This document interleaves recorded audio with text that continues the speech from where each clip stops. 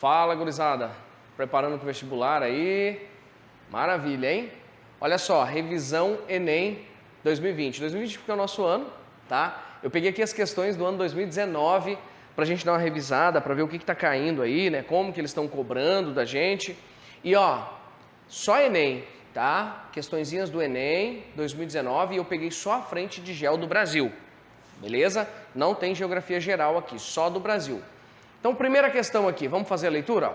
A comunidade de Mumbuca, em Minas Gerais, tem uma organização coletiva de tal forma expressiva que coopera para o abastecimento de mantimentos da cidade de Jequitinhonha, o que pode ser atestado pela feira aos sábados. Em Campinho da Independência, no Rio de Janeiro, o artesanato local encanta os frequentadores do litoral sul do estado, além do restaurante Quilombola, que atende aos turistas. Então ele está falando aqui do quê? Dos quilombolas, né, de um outro tipo de organização. Aí ele diz, ó, no texto, as estratégias territoriais dos grupos de remanescentes de quilombo visam garantir o quê? O que os grupos de quilombo querem hoje? Inclusive, no Mato Grosso do Sul, nós temos quilombo. Tá? Quilombo, para quem não lembra, é uma organização social de formação de ex-escravos. Tá? Então, no texto, as estratégias territoriais dos grupos de remanescentes de quilombo visam garantir o perdão de dívidas fiscais? Não, não é nada a ver. Reserva de mercado local? Não. Inserção econômica regional? Ah, e talvez sim, né? Protecionismo comercial tarifário? Não. Benefícios assistenciais públicos? Isso aí eles já tem que ter naturalmente, né? Então vamos de letra C. Inserção econômica regional, tá? Questão interpretativa, né? Você tem que entender o contexto em que um quilombo existe, né? Que muitas vezes eles querem colocar a produção deles, ali a produção regional, num determinado espaço. Número 2. Tratava-se agora de construir um ritmo novo. Para tanto, era necessário convocar todas as forças vivas da nação. Todos os homens que, com vontade de trabalhar e confiança no futuro, pudessem erguer num tempo novo, um novo tempo. E a grande convocação que conclamava o povo para a gigantesca tarefa começaram a chegar de todos os cantos da imensa pátria os trabalhadores, os homens simples e quietos, com pés de raiz, rostos de couro e mãos de pedra, e no calcanho, em carro de boi, em lombo de burro, em paus de arara, por todas as formas possíveis e imagináveis, em sua mudez cheia de esperança, muitas vezes deixando para trás mulheres e filhos a aguardar suas promessas de melhores dias. Foram chegando de tantos povoados, tantas cidades, cujos nomes pareciam cantar saudades aos seus ouvidos. Dentro dos antigos ritmos da imensa pátria, terra de sol, terra de luz, Brasil, Brasil, Brasília. Então ele está falando aqui de um processo de migração na construção de Brasília. Aí ele pergunta, ó, no texto, a narrativa produzida sobre a construção de Brasília articula os elementos políticos e socioeconômicos indicados respectivamente em apelo simbólico à migração interregional? Sim, né? Organização sindical e expansão do capital? Nada a ver. Segurança territorial e estabilidade financeira? O nordestino chegou em Brasília, ele teve estabilidade financeira? Não. Consenso partidário e modernização rodoviária? Consenso partidário? Não, né? Modernização rodoviária, tudo bem. Perspectiva democrática e eficácia dos transportes? Também não. Então vamos de letra A, apelo simbólico à migração interregional. Filosófica essas questões, hein? Localizado a 160 quilômetros da cidade de Porto Velho, capital do estado de Rondônia, nos limites da reserva extrativista Jaci, Paraná, e terra indígena Caripunas, o povoado de União Bandeirantes surgiu em 2000, a partir de movimentos de camponeses, madeireiros, pecuaristas e grileiros, que à revelia do ordenamento territorial e diante da passividade governamental, demarcaram e invadiram terras na área rural, fundando a vila. Atualmente, constitui-se na região maior produção agrícola e leiteira do município de Porto Velho, fornecendo inclusive alimentos para a hidrelétrica de Jirau. Amazônia globalizada, 2015, adaptado. A dinâmica da ocupação territorial descrita foi decorrente da ocupação territorial. Por que ocupou essa região? Mecanização do processo produtivo? Não é que isso não seja importante, não tem, até tem, mas não foi por isso. Adoção da colonização dirigida. O Estado que falou, não, vocês vão para lá, vocês vão morar em tal lugar. Também não. Realização de reforma agrária. Piorou, né? O nosso país nunca fez uma reforma agrária decente, real, ampla no país. Ampliação de franjas urbanas, desmembramentos da cidade, continuidade da cidade? Não. Expansão de frentes pioneiras. Aí sim, que vai entrar inclusive aqui o Mato Grosso. Na época Mato Grosso, nosso Mato Grosso do Sul. Os sulistas começam a subir, né, para o centro-oeste e as frentes pioneiras vão dominando. Assim como hoje existem frentes pioneiras em Rondônia, no Pará, no Amazonas, no Tocantins e assim por diante, principalmente no norte do país, né? Então vamos de letra E. Questão 4. Mas o bichinho tá difícil. Aí. A número 4, o bônus demográfico, olha esse conceito, bônus demográfico, hein? É caracterizado pelo período em que, por causa da redução do número de filhos por mulher, a estrutura populacional fica favorável ao crescimento econômico.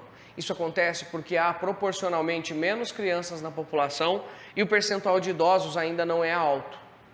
Quer dizer, o que é o bônus demográfico? É quando eu tenho o meio da pirâmide etária, os adultos, que conseguem manter o topo e a base, né? Existe um tanto considerável de adultos para suprir os gastos com saúde do idoso e os gastos com educação das crianças. Isso é bônus demográfico.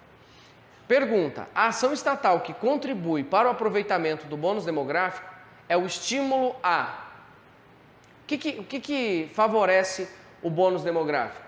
Atração de imigrantes? Não, né? Elevação de carga tributária, aumentar imposto? Piorou. Qualificação da mão de obra? Aí sim.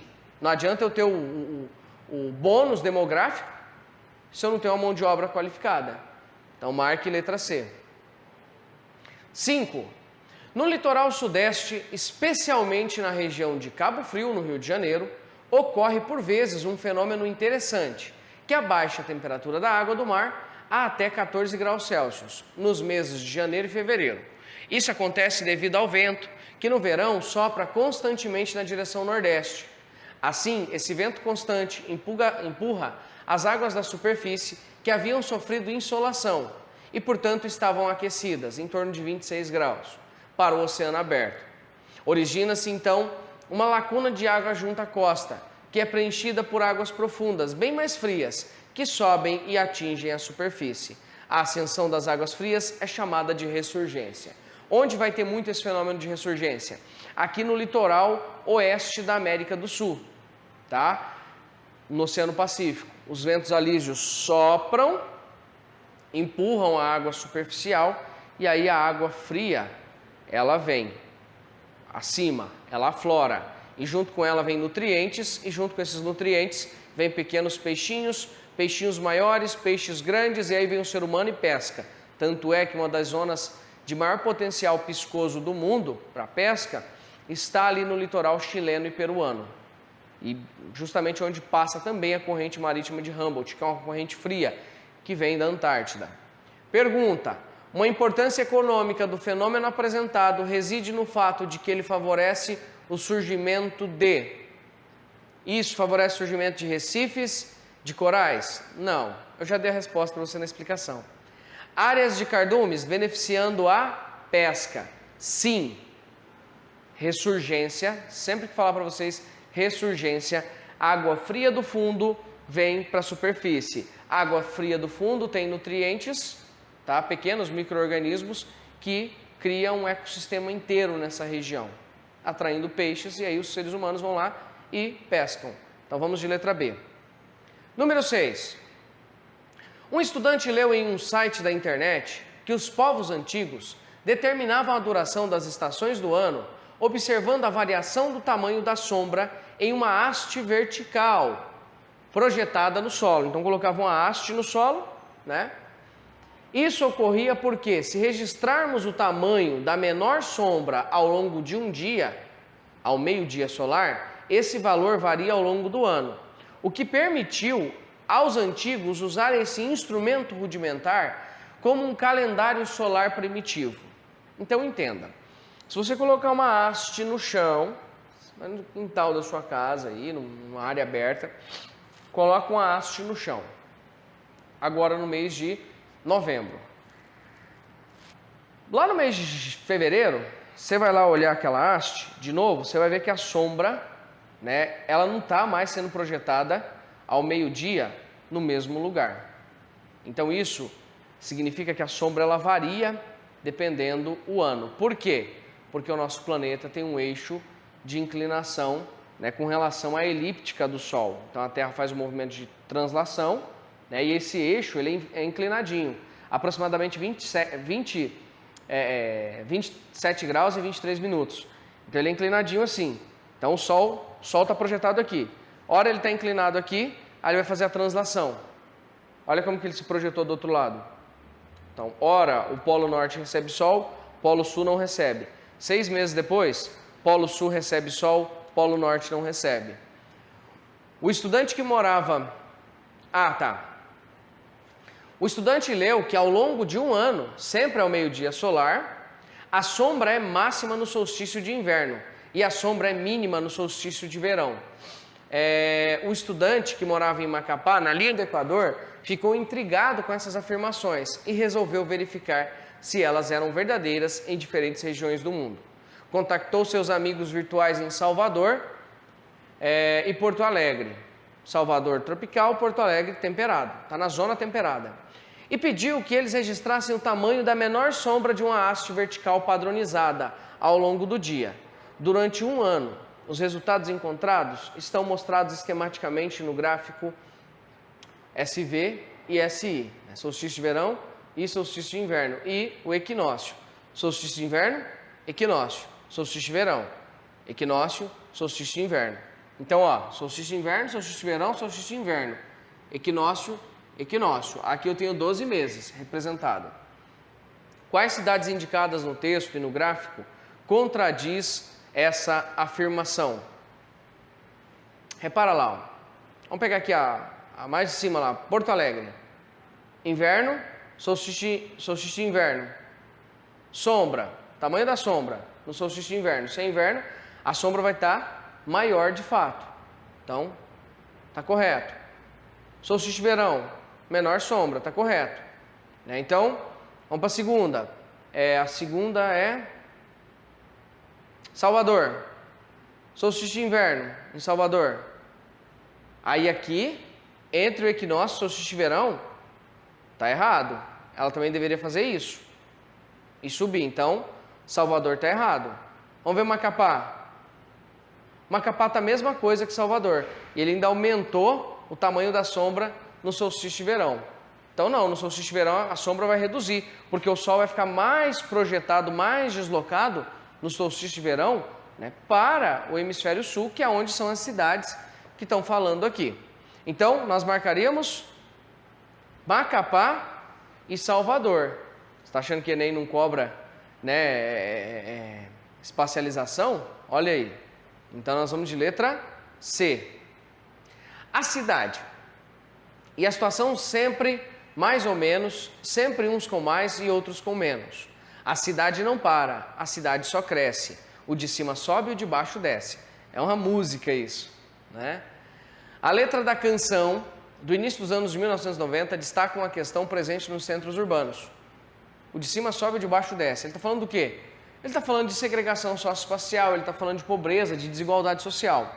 Déficit do transporte público é um problema, mas não é o que a música está tratando. Estagnação do setor terciário é um problema, mas não é o que a música está tratando. Controle de taxa de natalidade, esse nem precisa, a gente está reduzindo naturalmente. Elevação dos índices de criminalidade também é um problema, só que não é o que o texto está falando. Desigualdade da distribuição de renda, aí sim.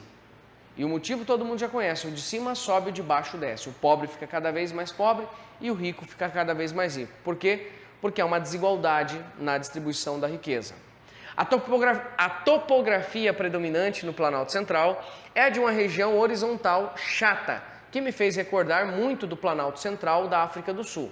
O mesmo horizonte circular, a mesma vegetação baixa e rala, que permite à vista varrer extensões infinitas. Quais formações vegetais pertencem às paisagens apresentadas?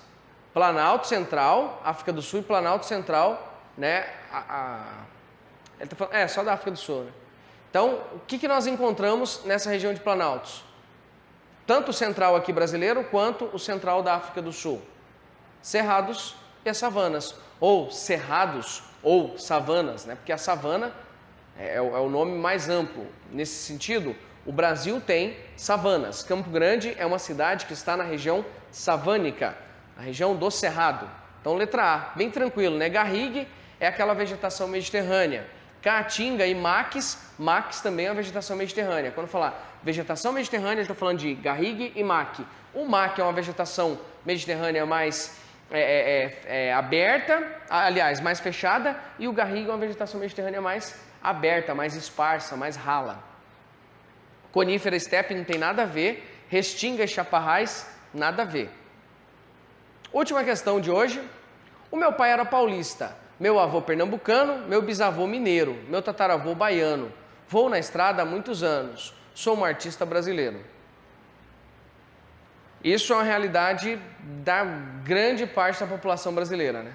Seu avô era de um lugar, a avó era do outro, o seu pai nasceu de repente num estado, o seu avô nasceu em outro estado e veio e virou aquele rolo. A característica familiar descrita deriva do seguinte aspecto demográfico. Óbvio, né? Migração interna.